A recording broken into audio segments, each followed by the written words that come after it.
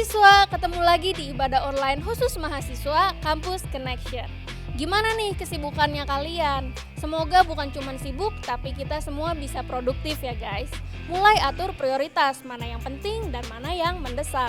Ngomong-ngomong penting nih, ibadah onsite itu adalah satu yang penting loh guys. Dengan kalian ibadah onsite, kita bukan cuma bisa mendengarkan firman Tuhan, tapi kita juga bisa ketemu sama teman-teman kita yang bisa mendukung pertumbuhan rohani kita juga. Jadi buat kalian yang ada di Bandung, gue mau ajak kalian untuk ibadah onsite di hari Minggu pukul 11.30 di Pasir Koja 58 lantai 5. Kalian bisa langsung datang aja ya, dan jangan lupa untuk ajak teman-teman kalian juga. Sekarang saatnya kita memberikan persembahan yang terbaik bagi Tuhan. Kalian bisa transfer ke rekening atau scan QR Code yang ada di layar. Selamat memberi!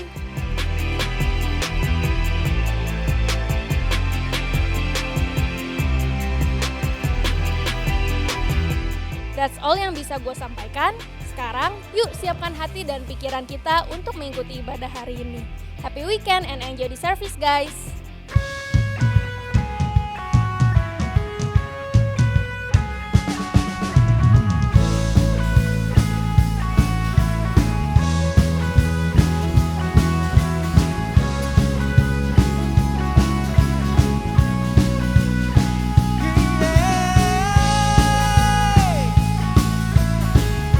Semuanya sama-sama kita naikkan nyanyian bagi Tuhan.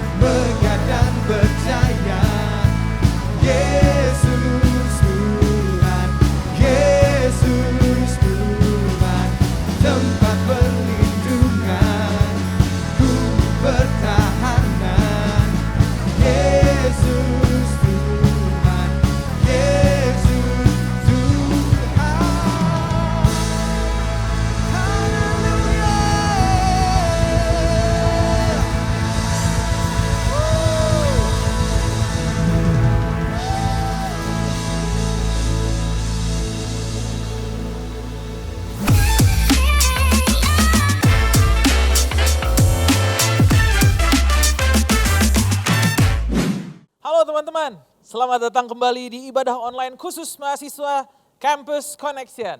Semoga teman-teman dalam keadaan yang sehat di tengah-tengah cuaca yang sebentar panas, sebentar hujan seperti saat ini. Tetap semangat menjalani aktivitas yang ada, karena penyertaan Tuhan selalu ada, kasih setia Tuhan selalu ada buat kita semua. Sebelum kita mendengarkan firman Tuhan hari ini, yuk mari sama-sama kita berdoa terlebih dahulu. Kami mengucap syukur Tuhan untuk kasih setiamu dalam kehidupan kami. Kami mengucap syukur untuk penyertaan Tuhan yang tidak ada henti-hentinya dalam kehidupan kami. Sebentar kami akan mendengarkan firman Tuhan. Urapi lidah bibir hamba-Mu yang menyampaikan firman Tuhan. Kami buka hati kami siap mendengarkan firman-Mu ya Tuhan. Hanya dalam nama Tuhan Yesus kami berdoa. Amin. We never know what we have got until it's gone. Mungkin beberapa di antara kita ada yang pernah mendengar kalimat ini. Kita sering lupa betapa berharganya sesuatu hal atau betapa berharganya seseorang sampai hal tersebut atau orang tersebut hilang atau pergi dari kehidupan kita. Contohnya seperti ini, ketika orang tua kita, teman atau pacar kita pergi, baru biasanya kita sadar dan berkata, seandainya mereka masih ada. Nggak hanya tentang seseorang, kadang kita pun cenderung lupa kalau kita punya gigi sampai kita sakit gigi. Kita juga suka lupa betapa berharganya kesehatan kita sampai kita jatuh sakit. Sama juga halnya dengan kehidupan kerohanian kita. Seringkali kita ingat Tuhan hanya ketika kita punya masalah, baru kita cari Tuhan. Mulai rajin berdoa, membaca dan merenungkan Alkitab, ibadah online, ibadah onsite, ikutan sel group, komsel, semua kegiatan kerohanian, kita ikut saat ada masalah. Namun ketika Tuhan sudah jawab doa kita, Tuhan udah tolong kita, lupa lagi deh kita sama Tuhan. Kalau kita ditanya sama teman sel group, kamu kemana? Kok udah lama gak ibadah dan sel group? Jawabannya, iya nih, sorry lagi sibuk banyak tugas, lagi gak ada waktu banget. Teman-teman, saya harap kita tidak seperti itu ya. So teman-teman, apakah kita harus terus mengalami masalah atau kesulitan dulu baru kita ingat Tuhan? Tentu saja enggak dong gitu. Kita enggak harus mengalami kesulitan dulu baru kita bisa ingat Tuhan. Baru kita sadar kalau hidup kita ini sebenarnya bergantung kepada Tuhan. Nah, untuk membuat diri kita bisa selalu menyadari bahwa kita memerlukan Tuhan. Salah satu cara yang bisa kita lakukan adalah dengan berpuasa secara teratur. Mungkin beberapa di antara kita ada yang belum pernah atau belum mengerti tentang berpuasa. Apa sih puasa itu? Bagaimana kita melakukannya? Teman-teman, puasa artinya adalah menguasai serta membatasi diri terhadap hal yang kita sukai. Tujuannya apa? Untuk membuat diri kita sadar bahwa hidup kita tidak akan bergantung akan apapun yang ada di dunia ini, tetapi hidup kita hanya bergantung kepada Tuhan. Banyak jenis puasa yang bisa kita lakukan. Namun yang biasa dilakukan oleh orang-orang adalah puasa makan. Puasa makan membuat kita sadar kalau hidup kita tidak bergantung hanya pada apa yang kita makan, tapi hidup kita bergantung kepada Tuhan. Lain cerita kalau kita berpuasa tujuannya untuk diet, itu tidak digolongkan kepada puasa untuk kerohanian kita ya teman-teman. Di Kisah Para Rasul 13 ayat 1 sampai yang keempat, kita bisa lihat apa yang dilakukan oleh orang Kristen di Antioquia dalam hal berpuasa untuk menumbuhkan kesadaran seseorang terhadap ketergantungan dirinya kepada Tuhan, serta menumbuhkan keakraban kita dengan Tuhan. Yuk sama-sama kita baca Kisah Para Rasul 13 ayat yang pertama sampai yang keempat. Pada waktu itu dalam jemaat di Antioquia ada beberapa nabi dan pengajar, yaitu Barnabas, Simeon yang disebut Niger, Lukius orang Kirene, dan Menahem yang diasuh bersama dengan Raja wilayah Herodes, serta Saulus. Ayat yang kedua. Pada suatu hari ketika mereka beribadah kepada Tuhan dan berpuasa, berkatalah Roh Kudus, khususkanlah Barnabas dan Saulus bagiku untuk pekerjaan yang telah kutentukan bagi mereka. Ayat yang ketiga. Lalu mereka berpuasa dan berdoa, dan setelah meletakkan tangan ke atas dua orang itu, mereka membiarkan keduanya pergi. Oleh karena disuruh Roh Kudus, Barnabas dan Saulus berangkat ke Seleukia dan dari situ mereka berlayar ke Siprus. Mari kita sedikit belajar tentang latar belakang dari ayat yang baru saja kita baca. Antioquia waktu itu adalah sebuah kota yang terletak di wilayah Turki pada saat ini. Kota tersebut adalah kota ketiga terbesar di wilayah Kekaisaran Roma. Sangat maju dari sisi perdagangan, multi budaya, dan jemaatnya juga sangat beragam. Kita bisa lihat pada ayat yang kedua, ternyata beribadah dan berpuasa ternyata merupakan sebuah kebiasaan dari jemaat di Antioquia. Dan dari sini kita mau sama-sama belajar. Setidaknya ada 3 alasan kenapa berpuasa secara teratur itu sangat penting. Yang pertama teman-teman, puasa merupakan ibadah kita kepada Tuhan. Kita bisa melihat di dalam Alkitab tentang bagaimana dan berbagai alasan mengapa orang berpuasa. Salah satunya sebagai ungkapan pertobatan di hadapan Allah. Seperti puasa yang dilakukan oleh penduduk Niniwe sebagai tanda keseriusan dan pertobatan mereka di hadapan Allah. Tercatat di dalam kitab Yunus pasal yang ketiga ayat yang keempat sampai 10. Dan kemudian bisa juga sebagai ungkapan permohonan, pertolongan kepada Tuhan ketika kita sedang menghadapi masalah. Seperti yang dilakukan oleh orang Yahudi di Persia atas permintaan Ester karena hidup mereka terancam oleh niat jahat dari Haman. Yang tercatat juga di kitab Ester pasal yang keempat. Atau juga sebagai ibadah kepada Tuhan seperti yang dilakukan oleh para pemimpin jemaat di Antioquia di ayat Kisah Para Rasul 13 yang barusan saja kita baca. Kisah Para Rasul 13 ayat 2 menuliskan tadi teman-teman. Pada suatu hari ketika mereka beribadah kepada Tuhan dan berpuasa. Kalimat ini menunjukkan bahwa mereka sedang beribadah dan berpuasa. Tidak disebutkan kalau mereka puasa untuk menyatakan pertobatan atau sedang meminta pertolongan karena mereka sedang mengalami masalah, enggak. Tetapi mereka puasa di sini disebutkan sebagai bentuk ibadah kepada Tuhan. Sama seperti yang dilakukan oleh Hana, seorang nabi perempuan di dalam Lukas pasal yang kedua ayat ke-37. Dituliskan di situ juga, ia tidak pernah meninggalkan bait Allah dan siang malam beribadah dengan berpuasa dan berdoa. Kita bisa lihat salah satu cara untuk beribadah adalah dengan berpuasa. Ibadah ternyata tidak hanya dapat dilakukan dengan menyanyi untuk Tuhan, merenungkan firman Tuhan, berdoa atau memberikan persembahan atau mengikuti liturgi yang ada di setiap pertemuan setiap minggunya. Berpuasa merupakan juga salah satu bentuk ibadah kita kepada Tuhan. Dengan berpuasa, kita bisa beribadah dalam waktu yang cukup panjang. Berbeda dengan merenungkan firman Tuhan atau berdoa secara terus-menerus yang biasanya hanya bisa kita lakukan dalam jangka waktu yang pendek karena agenda kegiatan dan tanggung jawab yang harus kita lakukan. Dengan berpuasa, kita tetap bisa beribadah tanpa harus meninggalkan tugas atau tanggung jawab kita yang lain. Yuk, kita coba mulai melakukan puasa secara teratur. Bisa seminggu sekali, bisa sebulan sekali atau sebulan 2 kali. Kita bisa menyesuaikan dengan apa yang kita mau. Dengan begitu kita bisa beribadah dan membangun kedekatan dengan Tuhan. Alasan yang kedua teman-teman, puasa merupakan ungkapan sikap bergantung kepada Tuhan.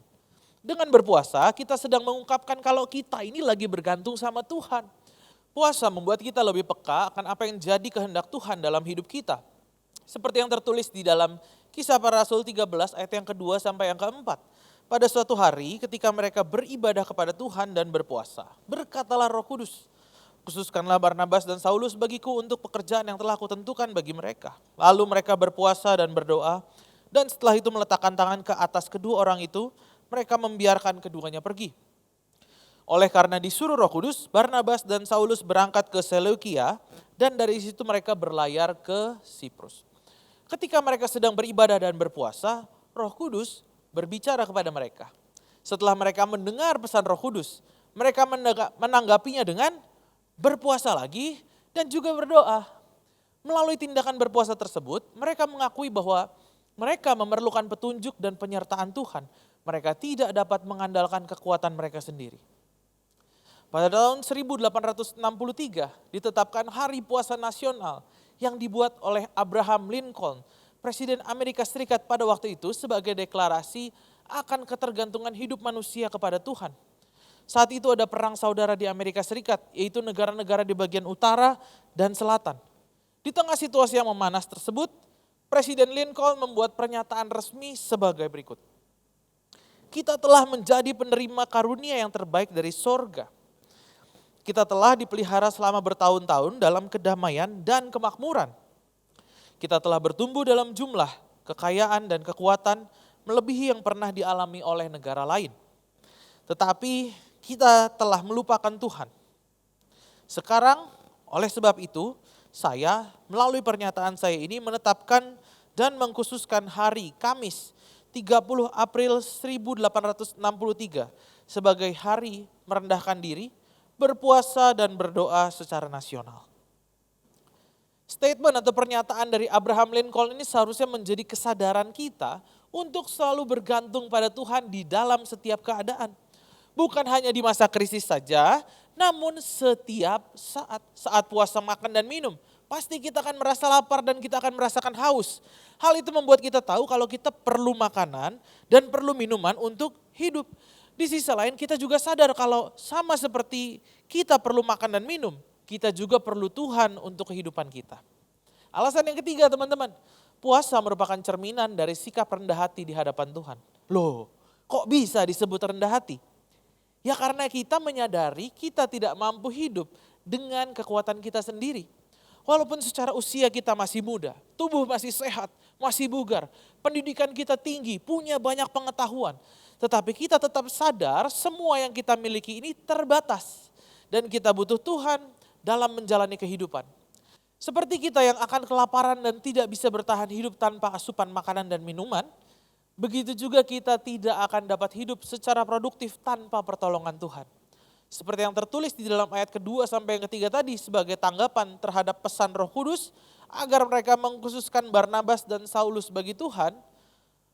Di ayat yang ketiga ditulis bahwa sebelum meletakkan tangan ke atas kedua orang itu dan membiarkan keduanya pergi, para pemimpin jemaat terlebih dahulu berpuasa dan berdoa.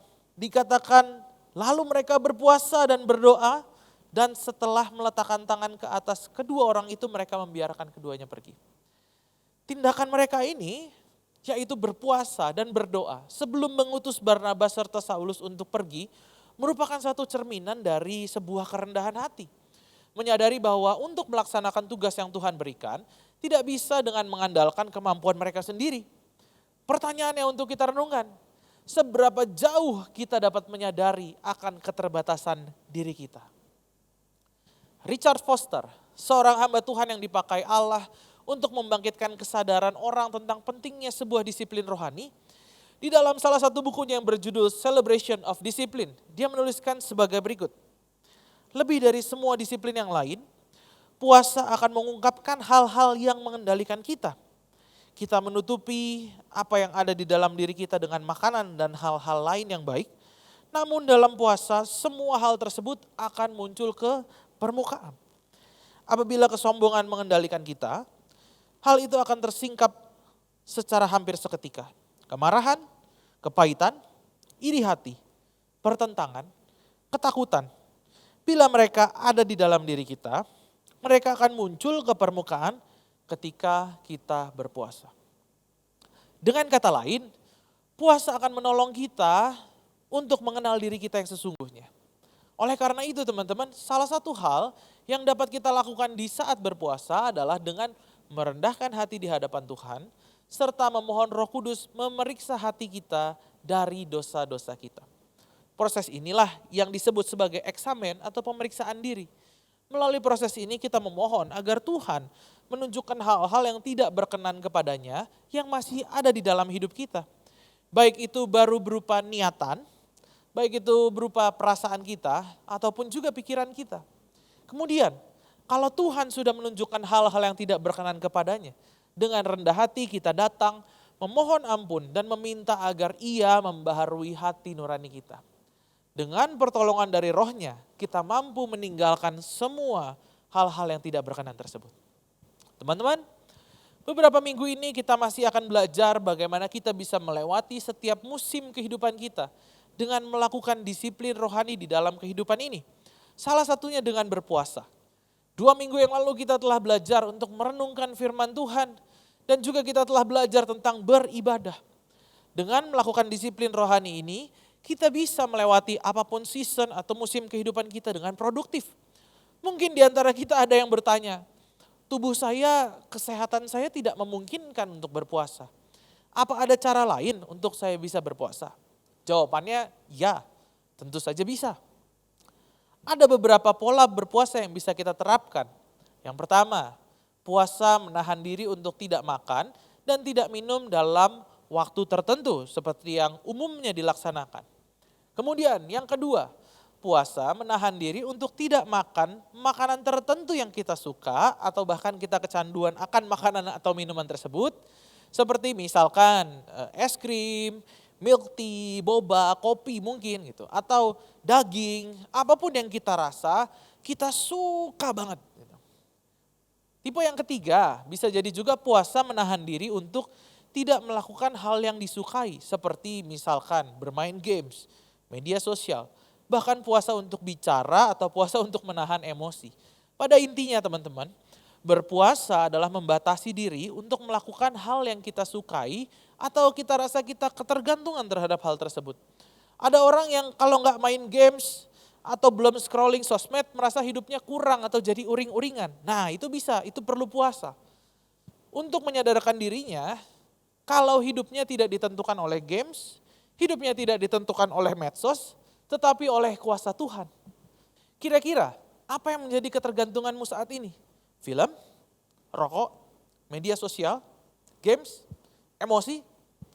Coba latih diri kita untuk berpuasa akan hal-hal tersebut untuk menyadarkan diri kita bahwa kita bergantung sama Tuhan, bukan terhadap hal-hal tersebut. Dengan berpuasa, kita sedang beribadah kepada Tuhan.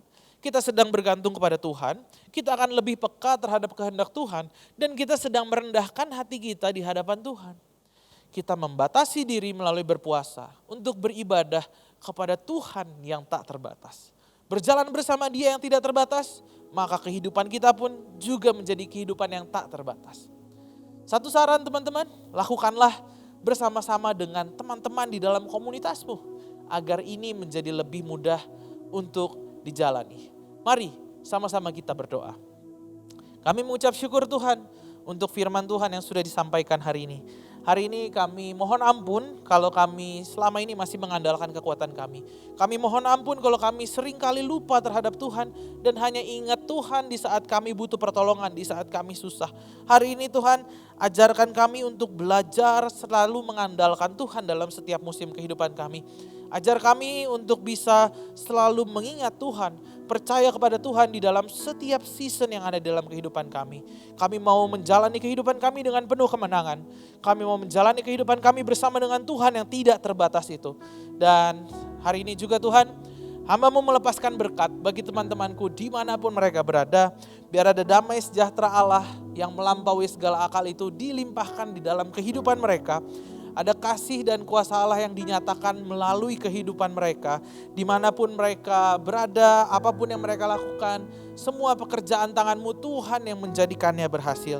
Terimalah penyertaan daripada Allah, sukacita yang ada, yang senantiasa ada dalam kehidupan-Mu sampai selama-lamanya. Hanya di dalam nama Tuhan Yesus, kami berdoa dan mengucap syukur. Amin.